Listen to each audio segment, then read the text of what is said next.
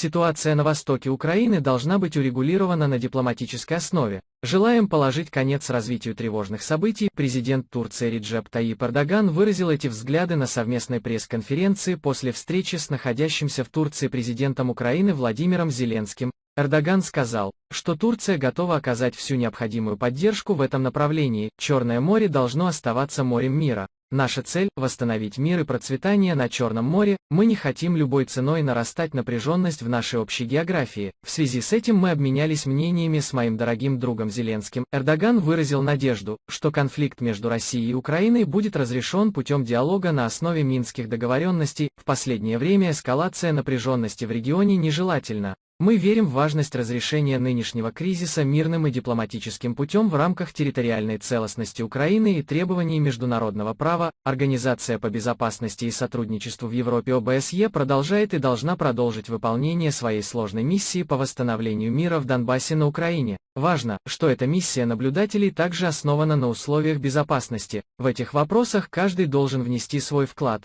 Мы продолжим поддерживать Европейскую комиссию безопасности, которую с момента ее создания возглавляют турецкие дипломаты, в выполнении ее миссии.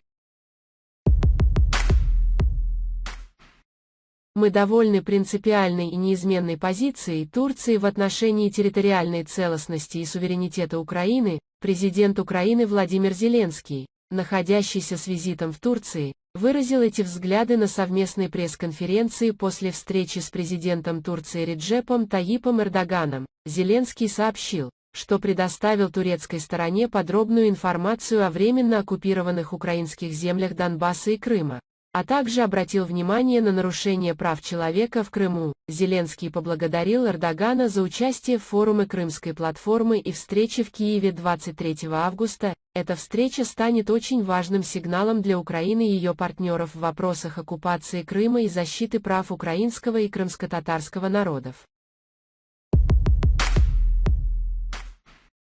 Правительство России нагнетает напряженность в отношениях с Украиной, чтобы отвлечь внимание от внутренних проблем, сообщает Washington-Post. Путин сталкивается с растущим общественным недовольством застойной экономикой России и плохой реакцией на коронавирус. Приближаются запланированные на сентябрь парламентские выборы, и независимые опросы показывают, что только 27% проголосуют за правящую партию, а 41% не хотят, чтобы Путин снова баллотировался в президенты. Это рекорд, говорится в сообщении. Российский миротворческий контингент продолжает выполнять задачи в Нагорном Карабахе. Заявление поступило из Минобороны России в связи с действиями российского миротворческого контингента в зоне Нагорно-Карабахского конфликта 10 апреля. Российские миротворцы круглосуточно наблюдают за ситуацией на 27 блокпостах. Караван сопровождают маршрут Красный Базар-Гаджар, говорится в заявлении. По сообщению ведомства, представители российского миротворческого контингента совместно с российской гуманитарной миссией провели гуманитарную акцию в селе Перджамал Хаджалинского района, в ходе которой жители были обеспечены необходимыми предметами, медицинским оборудованием и продуктами питания. Российские миротворцы передали раскладушки, одеяла, подушки, газовые плиты и другие предметы 15 многодетным семьям и вынужденным переселенцам, проживающим в поселке Перджамал. Вещи переданы сельскому медицинскому центру. Центр продолжает работу по разминированию Нагорно-Карабахского региона. В течение дня было осмотрено 7 зданий, расчищено 11 гектаров, 5 километров дорог, обнаружено 9 взрывоопасных предметов. Всего с 23 ноября 2020 года от неразорвавшихся боеприпасов очищено 1957 гектаров, 602 километра дорог, 1691 дом, в том числе 30 социально значимых объектов. Обнаружено и обезврежено 25 482 взрывоопасных объекта. Мы находимся в постоянном контакте с штабом вооруженных сил Азербайджана и Армении согласовывать усилия по их приобретению, сказали в МИД России.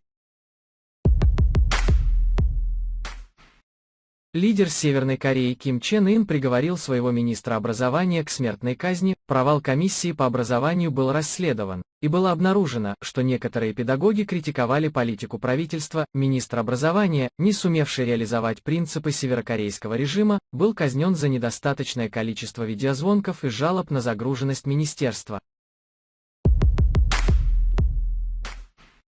В Донбассе погиб украинский военнослужащий.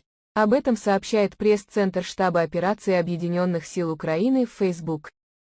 Согласно сообщению, за минувшие сутки ополченцы 10 раз нарушили режим прекращения огня, из которых 9 обстрелов по позициям украинских защитников и 1 пролет вражеского БПЛА с пересечением линии разграничения. 1 военнослужащий из состава Объединенных сил получил ранения, несовместимые с жизнью, говорится в сообщении. Еще 1 военнослужащий был ранен, его госпитализировали, говорится в сообщении. Ранее глава ДНР Денис Пушилин заявил, что Украина готова к полномасштабным боевым действиям в Донбассе. По его словам, об этом свидетельствует большое количество боевой техники и солдат, которое Киев в последнее время стягивает к линии соприкосновения. В Киеве, в свою очередь, заверили, что не имеют планов по насильственному освобождению региона и остаются приверженными политико-дипломатическому пути урегулирования конфликта.